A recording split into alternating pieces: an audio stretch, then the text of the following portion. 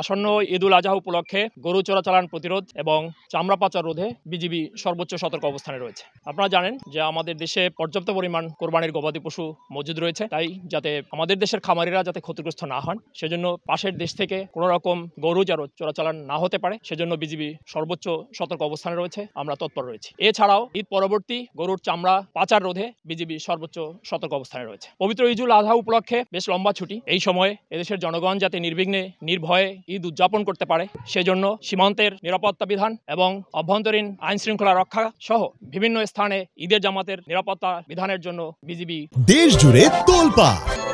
Walton fridge কিনে আপনিও হয়ে যেতে পারেন মিলেনিয়ার।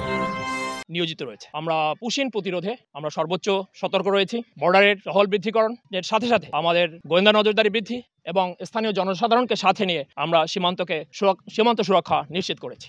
এছাড়াও নিয়ম বহির্ভূতভাবে পুশিন করায় বিভিন্ন পর্যায়ে বিএসএফ এর সাথে আমাদের ফ্ল্যাগ মিটিং হচ্ছে এবং মৌখিক ও লিখিতভাবে প্রতিবাদ লিপি প্রেরণ করা হচ্ছে। গরু চোরাচালান প্রতিরোধে আমরা বর্ডারে পর্যাপ্ত পরিমাণে টহল বৃদ্ধি করেছি, গোয়েন্দা নজরদারি বৃদ্ধি করেছি যাতে কোনো রকম গরু প্রবেশ করতে না পারে। একই সাথে চামড়া যাতে পাচার না হতে পারে সেজন্যই আমরা আমাদের টহল বৃদ্ধির পাশাপাশি গোয়েন্দা নজরদারি বৃদ্ধি অব্যাহত রয়েছে এবং আমরা কড়া নজরদারি রাখছি যাতে কোনো রকমই চামড়া পাচার না হতে পারে। বিজিবির 10 বিজিবির এলাকা দিয়ে 13 জন পুশিন এবং 6 জনের সকলকেই আমরা আইনি প্রক্রিয়া অনুসরণ করে তাদের যথাযথ